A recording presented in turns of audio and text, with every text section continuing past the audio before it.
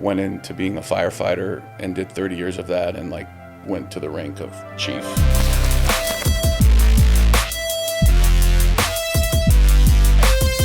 Welcome everyone to episode 18 of Grit and Grace. Here with the legend that I didn't even know existed. I didn't even know I could meet him, but I met him at the cold sauna. plunge in the sauna. In the sauna. Jay Edwards. He's the founder and owner of J Dawgs. Yeah. Potentially the only hot dog place that I've actually enjoyed eating at. Like, actually, I don't even really like hot dogs. So. That's a compliment. Yeah. I hear that a lot, actually. So, really? Yeah, we get that a lot. Cool. Well, thanks for coming on. You're Appreciate welcome. it. Everyone says hello in the sauna today. Really? David and Marcy, they were. Oh, okay. Yeah. They were kind of. Did you tell them you were coming on? Well, they asked me when am I doing it, like, because they were like keeping track. Really? Like, actually, today. David and Marcy. Yeah. You know David. Yeah. But Marcy asked. Well, David's supposed to come on. David wants to come on. He's like, I'm just patiently waiting. I've been texting David, and he's like, doesn't respond, which is weird. Maybe you should. Yeah. Oh, I mean, it's. He's like, I will get back to you, and I was like, it's been like a month, and I'm like, okay. He's a busy guy. He is very busy. I'm surprised I got you on, but yeah, if you want to just like introduce like where you're from, just kind of a little bit about just the brief story, and then we'll probably just dive into like more of it. Okay.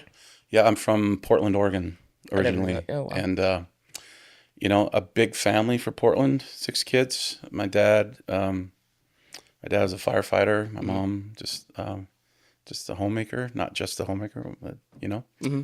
And yeah, pretty chill upbringing. Nothing out of the ordinary.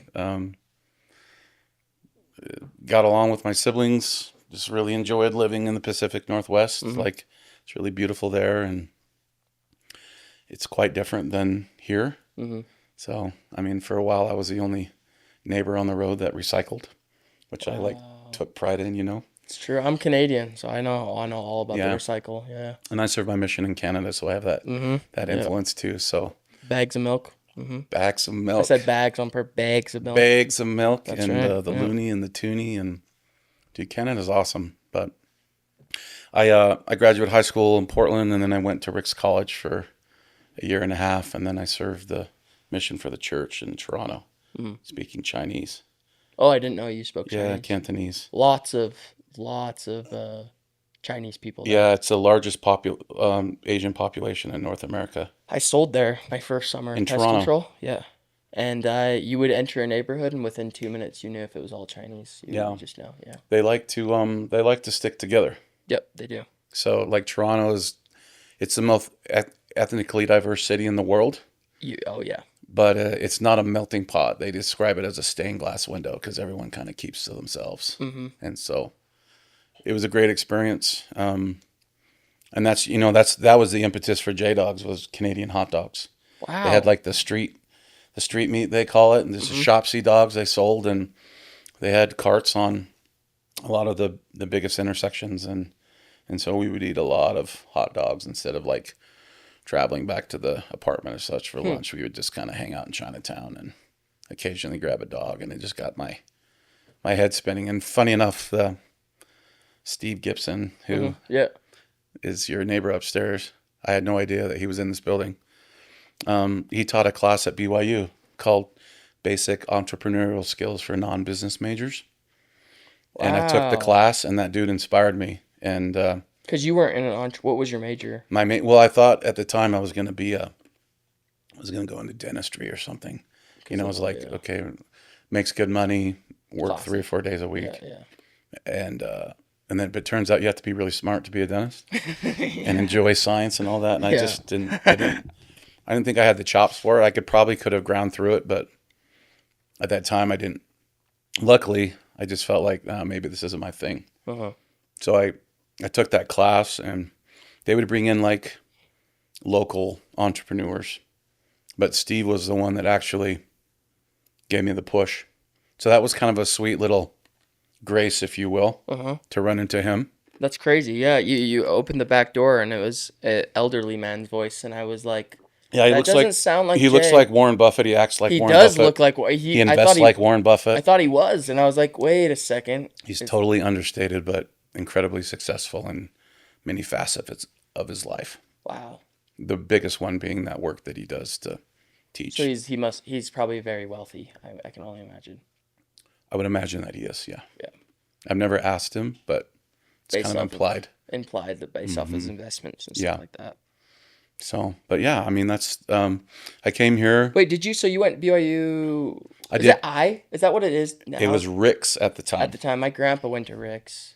And it was Elder Bednar's first semester was my first semester. Really? Oh, okay. So he actually came to my apartment when I opened my mission call. It's just kind of fun. We wrote a little bit while I was gone, but like he was the president? President of the school. Wow. Yeah, it was like same age as me, probably mid 40s, just kind of came from Arkansas. He was at University of Arkansas teaching in the business school and brought his family and to Rexburg, Idaho, beautiful Idaho. Wow. Probably very much similar to Lethbridge. Not a lot going on. Nope. Weather's brutal. Yep. A lot of farmland. A lot of wind, farmland, and a whole lot of nothing. A whole lot of nothing. I mean, it's Lethbridge South. Yep. Essentially. That's literally what it is. So wait, so you came home off your mission. Did you go to school after your mission, or did you just go straight to J Dawgs? I did 3 semesters in Rexburg, went on my mission, came back. I did like a summer of knocking doors for pest control. I never knew that. In Sacramento. Who was it for? It was a small company called Pegasus Pest Control. Okay. And I don't remember the marketing. I don't remember the name of the guys. But I did that. And then I came to Provo and transferred to BYU. Uh-huh. And that's where I took Steve's class. And then that's when I was just walking to school one day up 7th East and saw that abandoned little shack. And then in my mind, I'm like, that would be a great place for a hot dog stand. And so that's what got me going with J Dawgs, was my familiarity with the street vending in Toronto. Mm-hmm. This class that Steve, your neighbor upstairs, taught in the business school. And then I told my dad, I'm like, I think I'm going to start a hot dog stand. And he goes, nah, you never finish anything you start. That's not going to happen. And I'm like, I'll show you. Right? And we laugh about it now. Oh, yeah. But I'm grateful because, honestly, it's like, you're kind of the middle child, and I've got like massive ADD. So it's like you'll take something like 90%, and then it's like you lose interest. But this had a little extra because I was like, well, my dad just called me out on it, and I've got to do it now.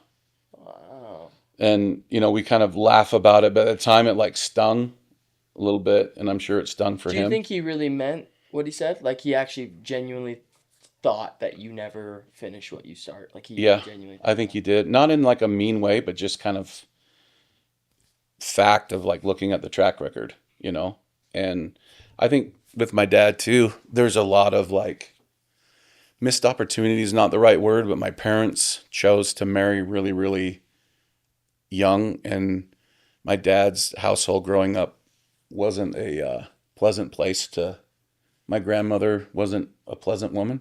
Mm-hmm. That's just kind of putting it lightly. Mm-hmm. Oh, I can. Yeah.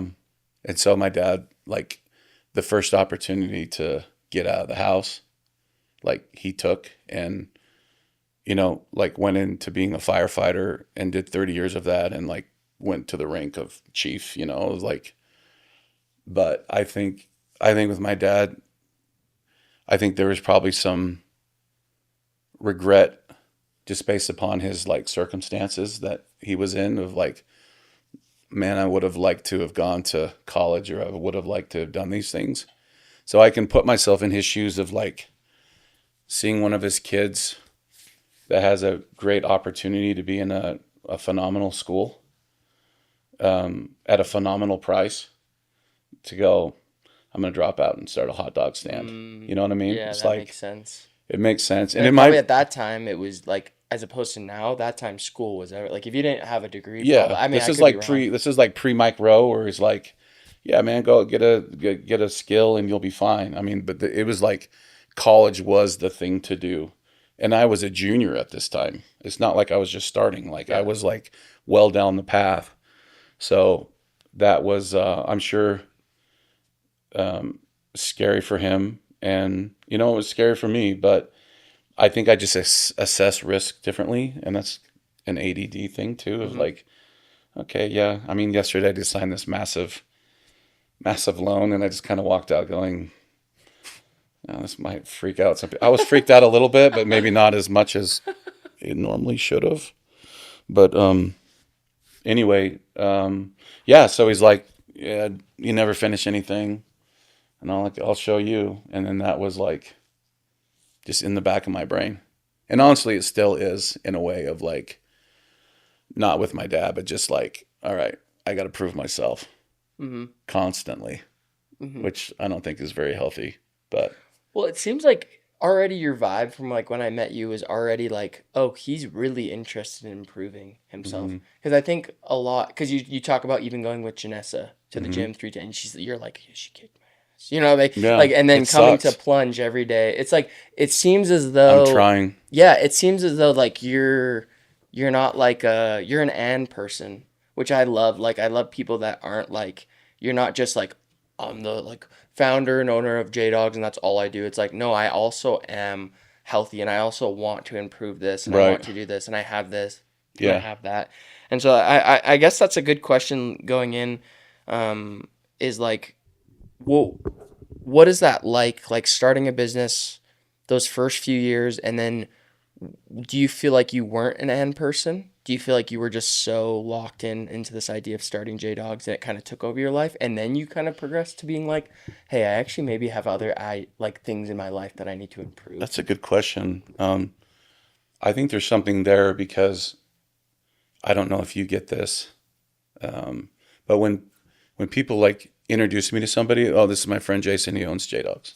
Like that's the first thing that Same comes out thing, of their yeah. mouth, Well, and it's I'm same like, with even me with my door to door. Sometimes I'm like, this is Noah. He just did a golden door, and it's like that's like the I don't even know what that is, but it it's like sounds yes, awesome. but it's like pretty much it's just like a whatever. It's like a thing that everyone wants to get in the door. It's like the top 1%.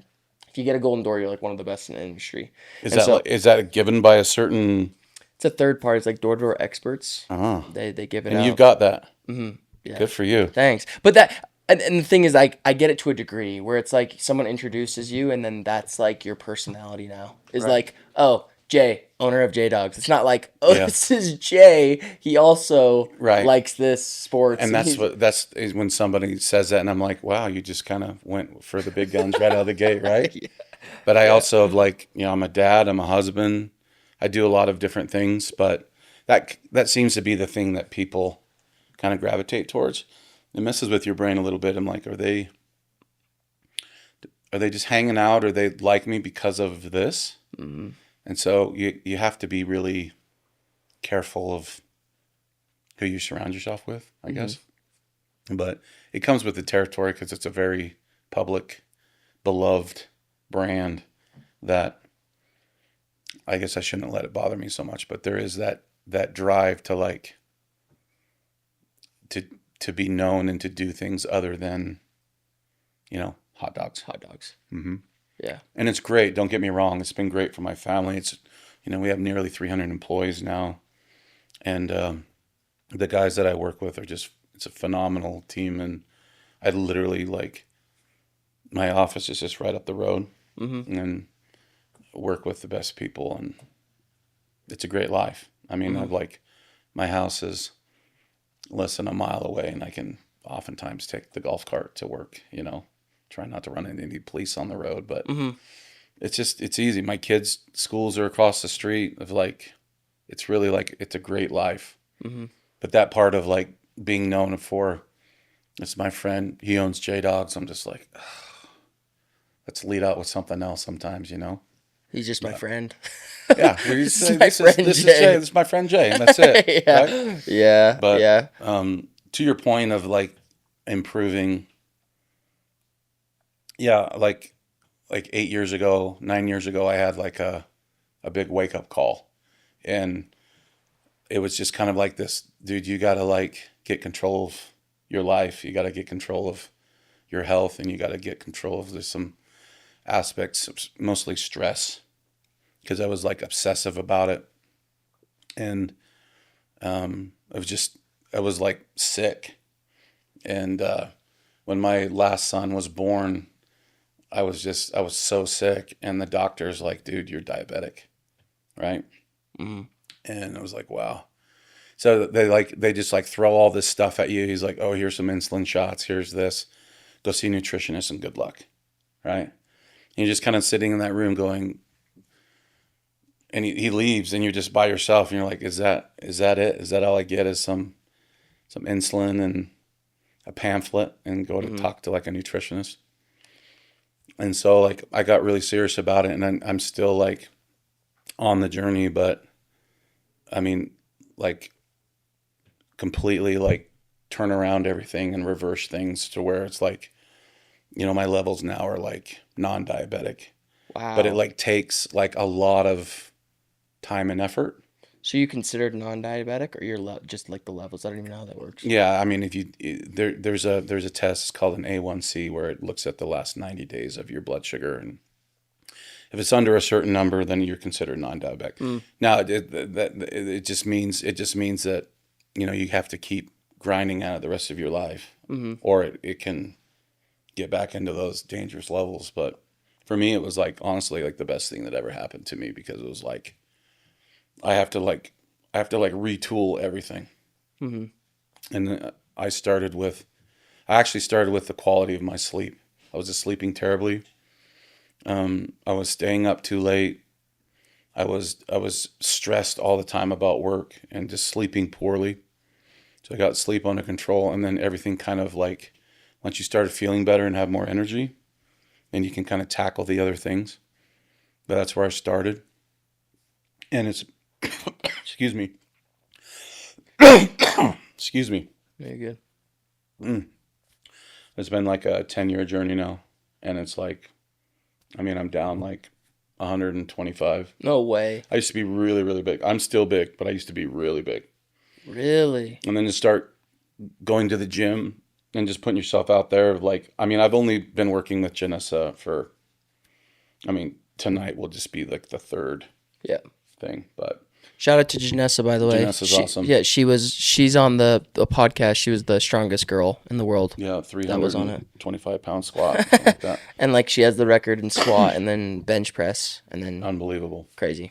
So But do yeah, you, it's very, and she's so genuine too. She really she's cares. very genuine. She cares deeply. I mean, I don't know her too well, but she wants to get the best out of you, and The kind of person you want in your corner. Kinda, absolutely, and no bull crap. Yeah. No. Right? If like you're doing the motion wrong, or even like, I mean, she even gets down to the level of like, you're doing like a lat pull down. She's like, yeah, don't even use these two fingers. It's like, it's just the bottom three.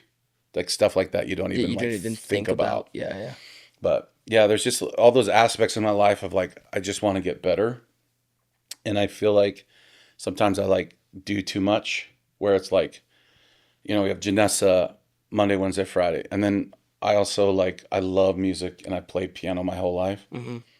And a great friend of mine is a professor at BYU, went to Juilliard, went to Wow. NYU, and Mhm. just a fabulous pianist. And I'm like, Scott, will you take me on, and can I study with you? And he's like, yeah. So I mean, every week I'm in his office and his studio at BYU, and it's just very vulnerable, right? It's like, why am I doing this? I'm 45 years old, Mm-hmm. but like I love the challenge of like improving, Mm-hmm. and I don't feel like I can improve on my own. Like I need like a Sherpa, and I need like accountability, or for me it's not the progress is too slow. Yeah. So just I try to do something. Like this morning, early morning, I went to the BYU golf facility at Fox Hollow, and I had a lesson with my buddy. That's the BYU golf coach, and it's just like you're swinging in front of these guys that are like incredible, and you just feel like a total ding dong, and I'm Mm-hmm. just like, ah. But it's that kind of environment where good things happen, and I like to keep myself in there, strangely. In a sense, it's like a humbling thing Yeah. to like to be so good in one thing and to be successful in another thing, and then you go and see something else that someone's doing, and And it you're looks like, so easy, and you're doesn't like, it? oh, you make that look easy, and now I'm trying, and you're like making me feel really The golf dumb. swing looks so easy and effortless. And for some, I'm sure it is, but geez, Hard. like I have not cracked that code yet. It's And I love hard. to play, and I played my whole life, and just like I just want to get better. And you just kind of get stuck, and you're just like, okay, what do I need to do to get out of this? And oftentimes, it's putting yourself in really uncomfortable situations. So do you feel like when do you feel like for a long time there when you started up J Dawgs, do you feel like it was just taking over? Like you kind of alluded to that idea that it was just so stressful and everything. It was And all encompassing, and it still is in a way, but everything depended on me originally, and I just fixate on things. I get a new hobby or get a new interest, and it's like you go deep down the rabbit hole. But for that, it was just like do or die. There was no safety net, mhm. which I don't feel like there ever should be. Like when you have a safety net, it's like something in your brain just knows that, well, if I fail, it's okay. It's okay. Now it is okay. Failure is happens to everyone, right? Mhm. But it's not like I shouldn't say I should say not failure, but like it's not okay to give up. And when you Mhm. have a safety net, oftentimes it's like, well, I can give up, You but can I'll give be up. fine. Yeah, you don't want to give up. But yeah, it was intense, and it was very creative, and it's like finding the location, finding the product, finding, I really didn't have any employees for the first little while. Yeah, tell me about that process. So you found that place on 7th. hmm You Ninth North and Seventh East. how It's just like a did you little do you know shack. how It much was you like a. bought? You remember the numbers like how much you bought the shack for and then like what I actually didn't own it until like so you six just or seven you years ago. I leased. just rented it. It was $300 a month. Oh, yeah. I tracked down the owner on like Google Earth, and actually not even Google Earth. It was like a Utah County website where you can click on the rooftops on like a parcel map and see who owned it. And this guy, um, his last name is Alexander, and he lived in Scottsdale. And I called him up on the phone. I had no idea what I was doing. Uh-huh. I was not familiar with real estate. I didn't have any business background. Uh-huh. I mean, it's kind of the same. Sometimes I don't even feel like I know what I'm doing now, but we just figure it out. Uh-huh. So just talking to him, it's $300 a month. I was like, great, this is awesome. He mailed me like pre-addressed, stamped envelopes for rent checks. And so I just had them all. No And longer like back before the Venmo days where you could just every month, it Venmo. was like $300 check, boom. I was like, well, I got to get a bank account now. I've got to find, I've got to fix this place up. It was an absolute dump. It Did he didn't. know it was a dump? Like it was he or did he just not really care? He was just like It's a good question. I don't know if Charles knew how bad it was, but to get a business license in that spot, I had well, first I needed power, right? I had to do all this maintenance on it. Didn't have a floor. Originally it was like a photo mat where people would drop off film. It Oh, was like a one interesting. hour type deal, and it gone through all these What iterations year of is different, this, by the which way? is 2004. Okay, 2004. So I was working at the MTC on the grounds crew at the time. Mm-hmm. I would go Mm-hmm. to my job, and then at night I'd come to the shack and fix it up. And I had very little money. I had like a 52 Telecaster, Fender Telecaster guitar, that I pawned to my dad. I'm like, hey, would you loan me $600 For my guitar, yeah. for my guitar? Like I didn't know if I was ever gonna see it again. Like have enough to buy it back. And gratefully he lent me the money. And good thing I took it on debt, not on equity too, right? It was like that's one thing he was kind of bummed about. He's like, man, I should have just taken 5% of your company. I was like, yeah, you should have, but So, that you was your took six bad. hundred bucks. That was your bad. But That's funny. anyway, with that $600, it was just some lumber and some wiring and some plumbing, all of which I was just kind of like learning on the job, and would often employ help from guys at BYU, just like the dudes that were on the south end of campus, the mechanics and the carpenters and all those guys would like come and help. And Well, you just ask them. You just like, hey, my brother worked in the machine shop, and there are a couple guys up there that, and then from there, I just kind of would get directed on who to talk to. I didn't have a car, and so if I needed anything, I would go down to Home Depot on the bus, and then like get the material, bring it on the bus, bring it back, that type of deal. it's crazy. And then, they wouldn't turn my power on until I got a business license, but I couldn't get a business license until the place was fixed up. So I had to get like a portable generator, and I would use that at night. And they had like this little, those little clamp-on lights that you put on like a fish tank or a turtle tank. Just it's Yeah, kind of yeah, like the yeah, little. yeah. I had one of those, and I think the generator was giving out too much power, and so I was going through light bulbs like crazy. And one particular night, I was like, I gotta get this project finished, and it was burned out the light bulb. And so I went across the street to Campus Plaza, and I was so embarrassed. I just started knocking on the doors. I'm like, hey, this is what you do all the time, Yeah. man. I just knock doors. And I was like, guys, I really need a light bulb. And somebody was graciously gave me one. Like, is this just a building, it's like apartment building? Campus Plaza is like directly east. It's like behind Cougar Dental. Okay. It's just right there on the south side of campus.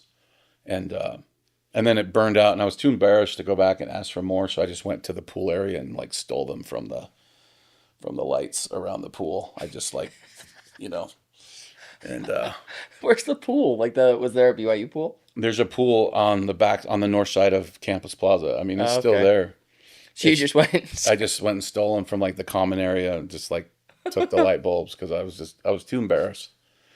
But that's just kind of how scrappy it was. It was like $600. It's just figuring it out. It's You just so figuring it cool. out. Okay. And I mean, that's really kind of business in general in life. Just figure it out Yeah. and just try to be cool with people along the way. But yeah, man, it's a crazy story. It's bonkers if I look back and I was like, did this really happen? Did I really do this? Is this really where my life has taken me thus far? Is like this path of processed meats, that I'm selling, and it has, and it's been great for me. And I mean, it's been incredibly difficult. So you finally got that shack kind of up and going. When did you remember the first day that you like were starting business? Like, hey, I have the hot dogs. Yeah, it was like in June. So where did you get the hot dog? Where a with good no question. money? Like, how does this all 600? Like, I'm like thinking That's- in my that's a head. I'm great like, question. I'm thinking, I'm like, okay, I'm pretty blessed. Like, I have pretty good money for my age. I feel like if I have a creative project, I feel like I can fund the creative project and not be so stressed. But I'm like thinking about you. I'm like, $600. It's a shack. I'm like, you Dude, that's really gotta get that's a gritty. great question. I don't know. I don't remember how the cash panned out with the first purchase. I mean, when I met with these food houses, they're called as like Cisco, U.S. Foods, Nicholas. You have to have a minimum buy for them to even drop it off to you. Drop it off. It's like a 2,000 or 2,500, whatever. I'm like, dude, that's not happening for me. Like, Yeah. I mean, I couldn't even fathom that much of product. So I would just buy a lot of stuff from like Sam's Club and Costco. And, one of the first product that we used was actually something that they sold at Sam's Club, but it was a local hot dog. And so we'd use that for a while, and then we would then go to the actual source in Salt Lake and buy directly from them. But then that company ended up going out of business and didn't tell us they were going out of business. So we just called to make an order one day, and they're like, "Oh, we're done." And No way. I had like a little Panic attack. panic moment. So you were ordering from them consistently, and then they shut down. Oh yeah, we were massive amounts, and How long did you work with them for? A few months? ooh, no, like years. Oh, you were years, and then they Oh, shut we down. were like established, and then all of a sudden it's like this family run So your shop. first like month though, you just went to Sam's and Costco and just Probably more than that. Yeah, more than that time. I would buy sauerkraut from Costco, I remember, in foil. We'd dice our own onions, and then just whatever Sam's had on the shelf. I mean, they're very business friendly. I know they get a lot of grief for being like tied to Walmart, but honestly, like and nothing compares to Costco in people's minds, but Sam's Club was doing it first, and they're very business friendly. They open up early, and I've had nothing but great things with them. But Hmm. anyway, we were buying from them, and then there came a point where I was like, we're buying in so much quantity, and we couldn't. We were like literally going in and buying out the whole like cooler section of dogs. I'm like, this is kind of ridiculous. Because you were selling so many. So we just, we went right to the source, and then that was great for a while, and then all of a sudden they were gone, like literally in the middle of the night, like closed down. So I called my business partner Justin, and I was like, "You're gonna go north, I'm gonna go south," because they were still selling the same product at Sam's, Mm-hmm. this local dog, and I was like, "Buy out everything they have." No way. And I did the same thing. I don't remember if I went north or he went north, but we just kind of cut Utah in half and just bought everything up. Like from all the others, was it just that From Sam's Club that sold, and then they were just sold in Sam's Club. It was just local. It was and so the guy that called you was like, "Hey, we're out of it." It was just that location. no, I called to place an order with like the meat company, and they're like, "Dude, we're done." They're So like, that's when you went and my wife said that I just kind of sat there and just kind of like, I don't know if I was like rocking back and forth or what, but she's like, she was worried that I was gonna like blow a gasket. And I'm not like a screamer. I just get what kind year of. was this? How many years after? This was probably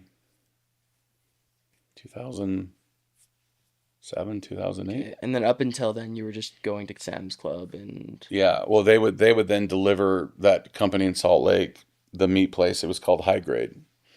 They would deliver to me after we essentially cut Sam's Club out of the middle, and then I called to place the normal order. It was like, dude, we're closed. And so luckily, I was able to. I bought up all of their IP, like all of the recipes, all of the spice blends. I was able to negotiate that.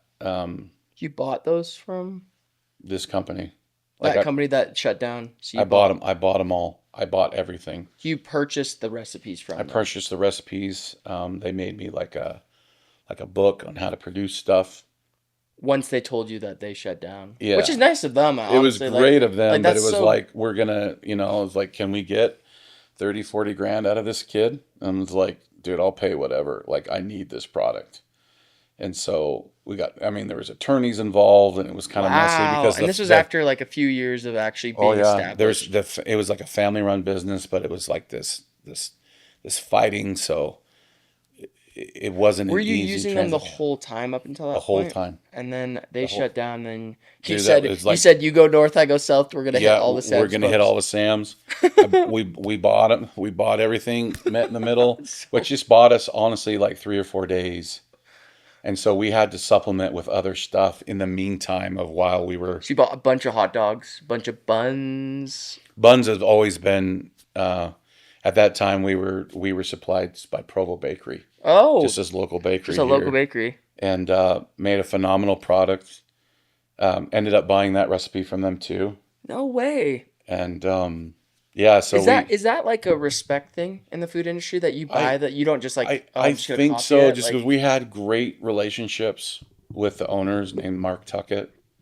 Great relationship with them, and it was just kind of a move of, we're opening more stores, and Mark was just very happy doing what he was doing, and like, it's a very small kind of boutique bakery, and they make a great product, and we were just growing in a different direction than they wanted to grow, and graciously he sold me the recipe, wow. which is awesome. And I don't know if that's common. Do you still use the recipe? Absolutely. We've tweaked it now, just because of allergens. Oh, So before there was a lot of like, in most great rolls or bread recipes, there's milk and there's butter and there's eggs and there's all those things, but we've eliminated all the allergens out of all the products.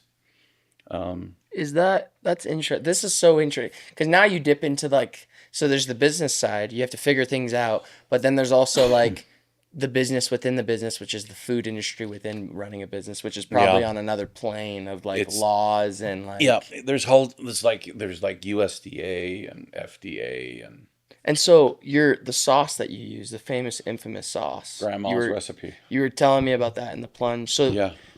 do you think that was it the hot dogs that initially set you apart? Because there's probably no hot dog stands anywhere. Like that's probably not a common thing. What Like separated your business? the dog is a great dog. I Yeah. started J Dawgs without the sauce. I think there's a lot of like, um, there's a lot of draw and there's a lot of buzz about that dumpy 10 by 10 shack. Uh-huh. The story of like, there's a guy just on the south of campus selling dogs for, How much you are you know, selling for? those days it was like $2.75 or $3, something like that. Which is pretty good. It's a pretty good It's a great price, and we had caffeine. Like there was no caffeine on campus, so people, you're the closest caffeine to to campus, and back in the days when caffeine was against the word of wisdom. yeah, It was crazy, never, right? but No, I remember those days as a it's kid. just I remember crazy. thinking, And then BYU, like all of a sudden, was like, oh, we're gonna have caffeine on campus, and like their statement was like, we didn't realize there was such a demand for it. I'm like, guys. Like I know like a handful no of way. professors that have their own like mini fridge, no like way. full of like caffeinated beverages. Is like it's great. The church is very progressive now. We have caffeine and Interesting. That's so cool. So you feel like you started caffeine? Not really, no, but like but like you had some impact on like whole caffeine as well. I feel like if they would want to come down and get some caffeine. We also have that like local. Back in the day, it was very unheard of to have apple beer on Oh, tap. So that's yeah. like a local product. What you It's had. really really good. So you weren't just meeting needs of hot dogs. You found other ways to meet needs like caffeine and Yeah, apple beer and you like just try to make it like unique and sticky as possible, right? It's like, okay, we could do kind because of. $2.75 for a hot dog, that's a good profit margin. Like you're like at It that was, and time, I didn't have any like formula. I was like, oh, okay, that sounds like a good price. just $2.75 Yeah, that sounds because you can get them at sure. Costco even cheaper. Yeah, and Costco, I don't believe will ever raise the price. I No. mean, they lose money off that stuff, Yeah, yeah. and Well, there's a such a business fascinating business. that's fascinating. Yeah. Fascinating business, and the outgoing CEO told the new CEO, if you raise the price on the hot dog, I will effing kill you. So there you go. I don't think, Well, it's what makes Costco. It's a brand thing. It's not a Yeah. profit thing. It's a brand. It creates a brand for Costco. Yeah. And so that's so cool that you developed like a brand within. Just there was other needs that you were meeting, which is so sick to me. Like it wasn't just a hot dog. It was like you Right. brought in everything else, and so Right, man. that grew. And how long? So you had the shack for like how many years? 4 or 5 years, and then we moved into the building next door, the adjacent building that's on the same property, the spot that we're in now. We moved in there, and then we went to Orem, and then we just started rolling. But I mean, the shack is where it all started, and it's just like this mentality of like, do more with less, stay scrappy. And any time that I've gotten into trouble business wise, I'm not talking like trouble like Like nothing. Like yeah, more of like logistical things. when I've veered from what I know to be true and what's been successful for J Dawgs of like, okay, well, let's go into this 3,000 square foot space and let's use these finishes that are more expensive and let's buy this and this. It's like you kind of get tugged into like this mindset of like, I remember when we built out the downtown Salt Lake store, and I just wanted to make a statement. We're coming to Salt Lake. So I hired these like incredible designers out of San Francisco, which should have been my red flag for me because anything out of San Francisco is like 3 times the price, right?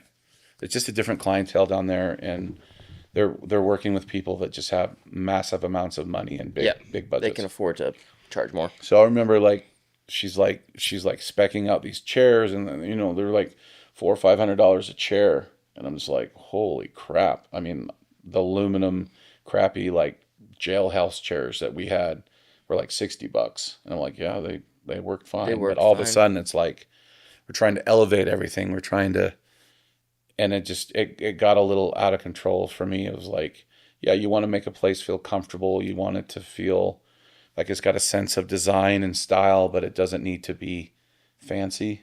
And I lost my way a little bit of just kind of, Trying to be too cool in a sense. yeah, or just like, there's nothing wrong with simplicity, and there's nothing wrong with keeping things like on budget and scrappy. And it was just kind of like, well, we're going to Salt Lake and got to make a statement, and here we are, let's do it. And when you're paying like six figures just for like design work and stuff, I'm like, dude, I spent $1,000 on the shack, and then we opened up the Provo store for 10 grand, 20 grand, and then you felt like the Salt Lake built was out like, Orem and Lehigh for like 150, and then all of a sudden it's like, okay, we're gonna drop 500K on a building, which now is like kind of normal, and you're not getting the same finishes that we did. Now everything is way more expensive. looking back, it was post-COVID. actually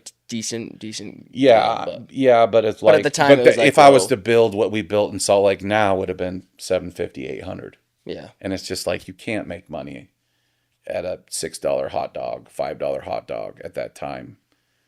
And So you feel like Salt Lake, you didn't make any money initially? we just kind of like the getting to the point of like payback and just getting to like break even and profitable took way longer than anything in like Utah County. And that was because, one, it's like a new market, but two, it's like it's straight from the path. And I'll be the first one to tell you, like, it got, I mean, you can easily just kind of forget your roots, and it's fun to do the design process. It's fun to have designers from San Francisco. It's fun to like have these like cool furniture and these great like light fixtures and all this stuff. But at the end of the day, it's just a hot dog. Yeah. Right? You don't even want to outshine that thing. It's like the greatest memories when I close my eyes and I think about J Dawgs. I'm not at the downtown store. Yeah. I'm at the shack. The shack. Before BYU pulled out all the grass and the trees along that little curve there, and there's just families sitting there on blankets eating and out of a dumpy little shack, man, and no one cared. Yeah. And that's like, honestly, it's like no one cares about.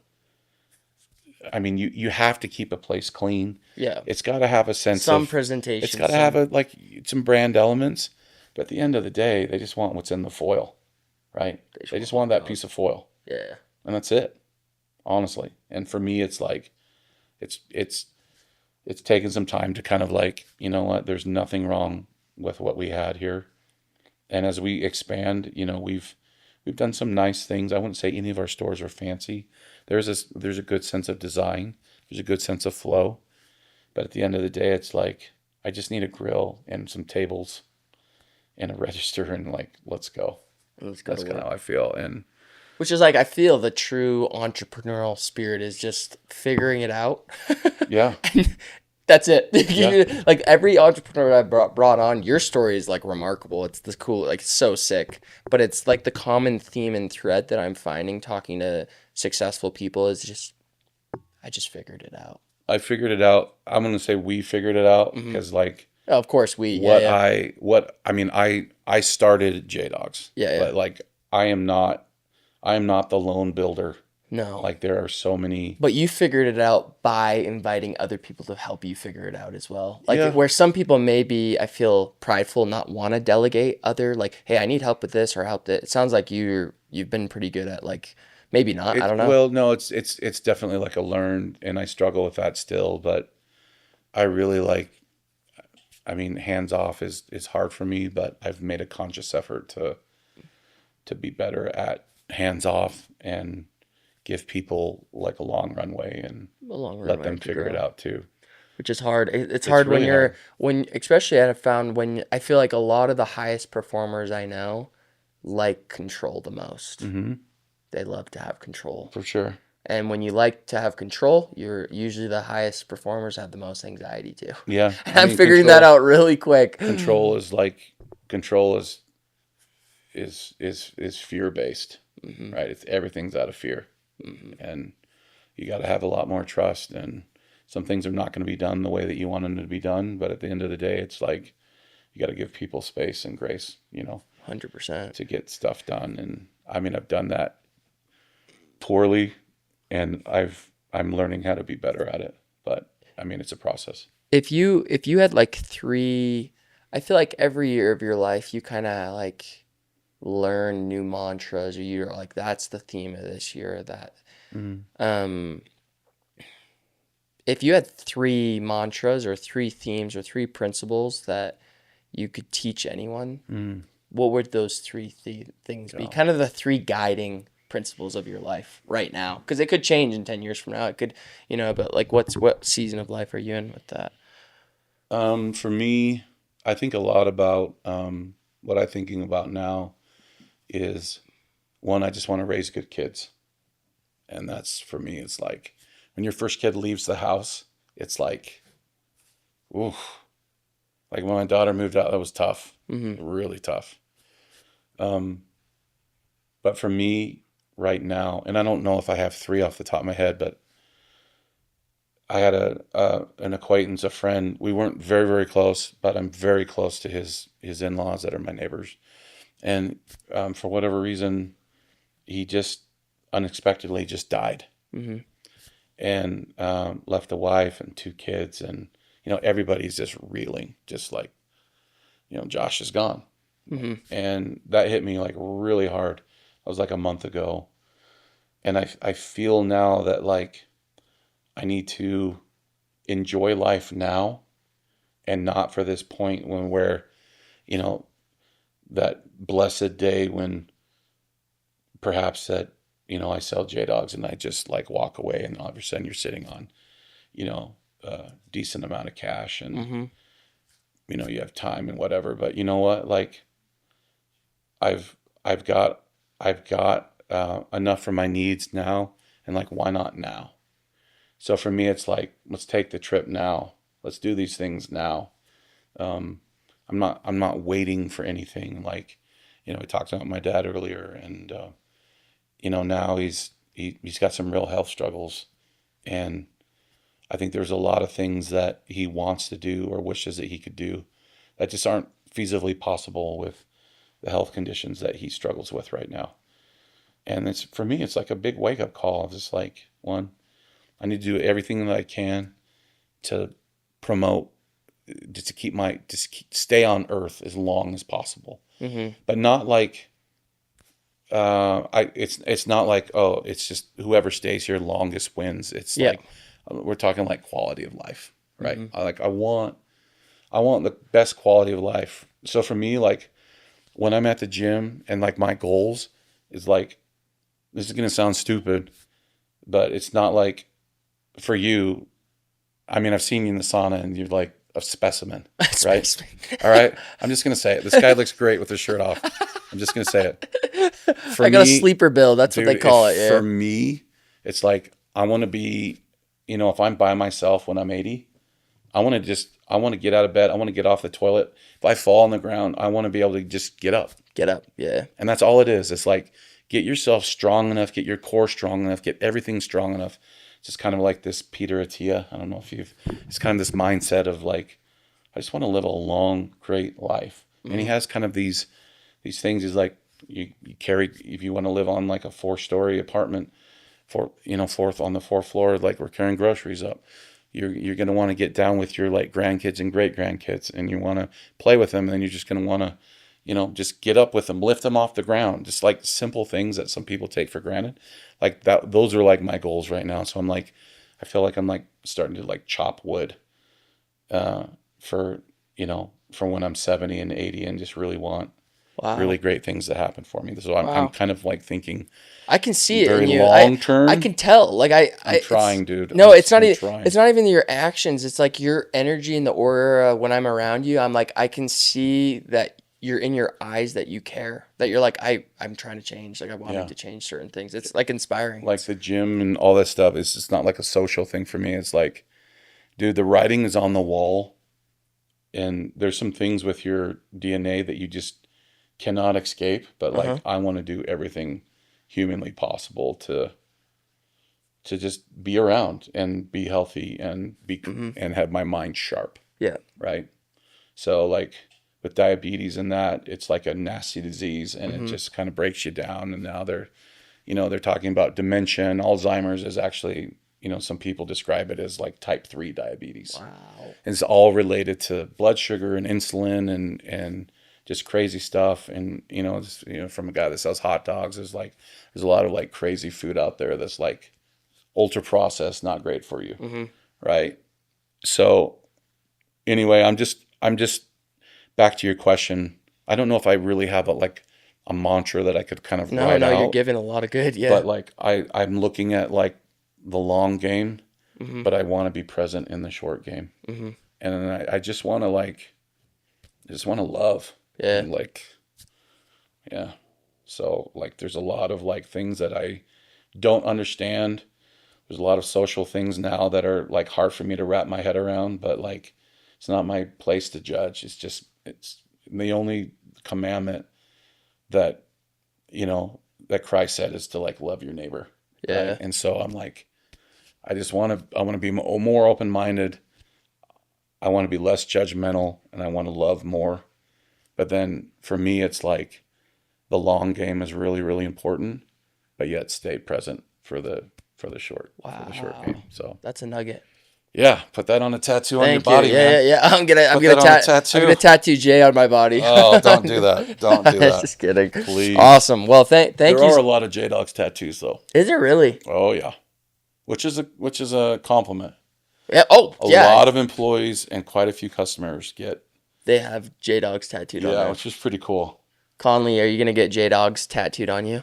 I would do it. They just do like I the would little, do the it. little 4X's. That's amazing. Stuff. Well, I love like I'm a huge vibes guy and energy Yeah. guy, and Yeah. I love like your vibe. It's like the most you. chill, loving, like understanding. I don't know why, but I feel like I could just come to you in the plunge and like talk I about. hope you do, man. Like I really do. I feel that, and there's not a lot of people I feel that with. So, and I'm not saying that because he owns J Dawgs and that Yeah. like, but everyone has something deeper than them than just the title of what they've done, and I Yeah. can tell that you are 99% J and then 1% J Dawgs. Like there is so much more than just your business, which is Appreciate you saying amazing. that. And I mean it. Yeah. It doesn't. I say things with intention. I try to. The last question I always ask every guest is the name of the podcast is Grit and Grace. It's my two favorite words. It's the brand I'm trying to create. It's not just a podcast. It's not just a brand. It's like a way of living. And Yeah. when you hear that phrase, what do you think of? What comes to your mind? David and I were actually talking about this in the sauna this morning. Really? Because I was like, I don't even honestly know exactly what the podcast is about. Mm-hmm. And, David was like, to give yourself, to get after it, to do your best, but to give yourself, grace when you make mistakes, and you're going to make mistakes every day. And I said to him, and he said it a lot more eloquently, and He's very eloquent. I he's love an incredible him. guy. Yeah. But in fact, when I saw, like, when I opened up the door to the sauna and saw him sitting there, like, my heart genuinely like was happy. I was like, just tell me your schedule, my man, and I'm gonna follow you. 'Cause Follow I wherever would you want, go. Yeah. But in like a non-creeper way. No, 'cause it's just like, he's so validating and loving. just radiates light. Yeah. But for me, it's like, I find for me, and I said to David, I'm like, giving grace to myself, I find it so much easier to give it to other people than to give it to myself. And I need to be better at that. Of like, you get pretty hard on yourself and you don't kind of like widen the lens. And it's a good thing that like my wife is really good at, of like, okay, let's step back and look at all of the great things you've got going on and all the good things that have happened. And sometimes I get so focused on, oh, this is wrong and this is wrong and this is wrong. It's like an ADD trait. Mm-hmm. Like you could be in the most beautiful building and there's like a light bulb that doesn't match the other color of the light bulbs, or a frame that's off kilter. And dude, I can't unsee it, and I just fixate on it. Mm-hmm.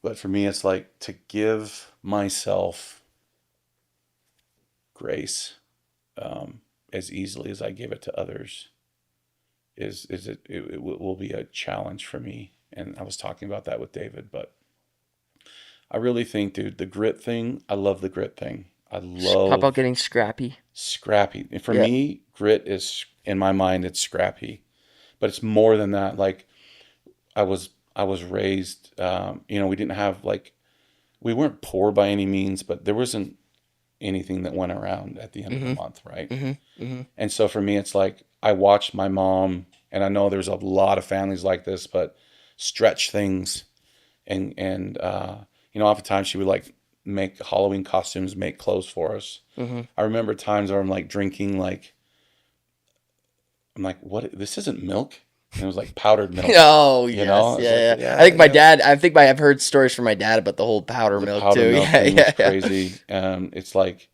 taking, it's like, and I still like adopt this as like, the jar of spaghetti sauce, but then I'll add water to it and shake it up just to get every little bit Every off, single and bit. then Yeah. like the Cool Whip container is now like Tupperware, Tupperware. Yeah, yeah, just yeah. stuff Oh like yeah, that. So yeah, like for me, like that scrappy nature of like, what can I use this for? How can I make this happen? yeah. I love that. The grace thing, I'm still figuring Me out, too. man. Yeah, yeah, me It's too. hard for me. It's Yeah. so hard for me to like say, man, you screwed up, and that's okay, and we're gonna figure this out. And if any one of my kids came to me, I'm like, geez, man, thanks for letting me know you screwed up. Man, I was dumb, wasn't it? Yeah, okay, let's try harder, That's be right. better. Yeah, I love you. There's a hug. Go to bed. let's go. That kind of thing. But for me, it's like I need to adopt that with myself. Yeah, So that's amazing. I don't It's know if like that answered your no, it's question, it's a but perfect answer, and everyone talks about how we should love others as we love ourselves. And I actually invert it. I go, I think we need to start loving ourselves as we love others. yeah, It's that's what I'm working on too, and yeah, it's interesting that a lot of the times the most successful gritty people have a hard time loving and having grace for themselves. But yeah, it's what a common theme I'm finding is that yeah, the most successful people are the hardest, and it doesn't have to. I don't think it has to be that way. yeah. It doesn't, and I hope that that's just something that I can improve on. I know, in addition to like a trainer and piano and all these things. I mean, I do talk to a life coach, which she calls herself, but she's a therapist. Mm-hmm. And it's just good for me to like have someone to talk to, kind of untangle all the knots in your brain. And it just wasn't something that I learned growing up. And I don't feel like our generation in general, like we need to like, it's not taboo to talk about mental health and that. And Mm-hmm. dude, COVID, I got into some really dark places, man. I thought my life was not take my life, but I thought my life as I knew it was over because of everything that I had. My identity was tied up into J Dawgs, and it's like these mandated closures of dining rooms, and people stopped coming, and everything just got terribly difficult. And I was like, well, I remember like explaining all this, and then Christy was like, my therapist, she's like, so what would happen if it would close? She's like, it would close, and you would figure something else out. Yeah. And I'm like, really? She's like, yeah. And I'm like, what about the 200 people that work for me? Like, you're responsible for every one of them? I'm like, I feel responsible for every one of Mm-hmm. them. So you couldn't predict a worldwide pandemic. You couldn't predict that and see around the corner. I'm like, she was trying to make me sound like, duh, you idiot. Like, no one predicted this. No one did. Yeah. You're in like quite possibly one of the hardest fields right now that COVID Mm-hmm. affected, and you're still making it work, right? But I just have like this, I gotta like save everybody, Mm-hmm. which is a control thing, it's a fear thing. And but yeah, I remember her saying, so what would happen if it were closed? If it just went away? I was like, I'd figure something else out. She's like, Figure it yeah, out. you would. So I just think just getting in the mindset of like, one, it doesn't define me. Two, it's like you'll find something else Find something else. Yeah. and Figuring it out. figuring it out. And that's half the fun, right? It is. When things get kind of easy and like autopilot, it's like, it's kind of boring. Yeah. So, Cool. yeah. Anyway, That's It's awesome. a long-winded answer. No, that was a I didn't perfect give you answer. your three type things, No, but you did. You gave me more than just three. You gave yeah, me like, yeah, that was amazing. I this is one of the most insightful. I've done 18 of them. This is one of the oh, best. Like this is like I've learned a lot. I'm like now I'm like reflecting on myself and like what love really means and yeah. how health is everything. And I'm Health reflecting on is my own everything. journey of going to therapy every day with Yeah. OCD and just like I'm Mm-hmm. realizing that you can have all the money in the world, you can be the most successful, everyone knows your name, but if you're not loving and healthy, there's just no reason There's for it nothing. doesn't And like at the end of the day, like all this stuff could be gone. yeah, Like it really honestly it means nothing. But the things that you take with you are your relationships. Like relationships my relationship with God, my relationship with my wife, and the fact that my kids still like being around me, for me is a win. is a win. It's a It's a dub. win. It's a big dub. Yep. Biggest dub you'll probably ever have. Yeah. I mean, I can't think of one bigger. Yeah, And for sure. I need to remind myself of that. You know, we live in like Utah County's a pressure cooker, man. There's a lot of fabulous success and fabulous wealth. And I just remind myself, I'm just like, look, man, if 20-year-old Jay would look at my life right now, he would go, holy crap. Yeah, yeah. Like this is it. Like I'm so fulfilled and so blessed and just grateful for everything in my life. And really at the end of the day, you strip it all away and it's your relationships with the people. And honestly, there's really nothing more than that. So, Great. That's a good way to end it. yeah, Awesome. Well, thank you once again, and my pleasure. that's a wrap for this episode.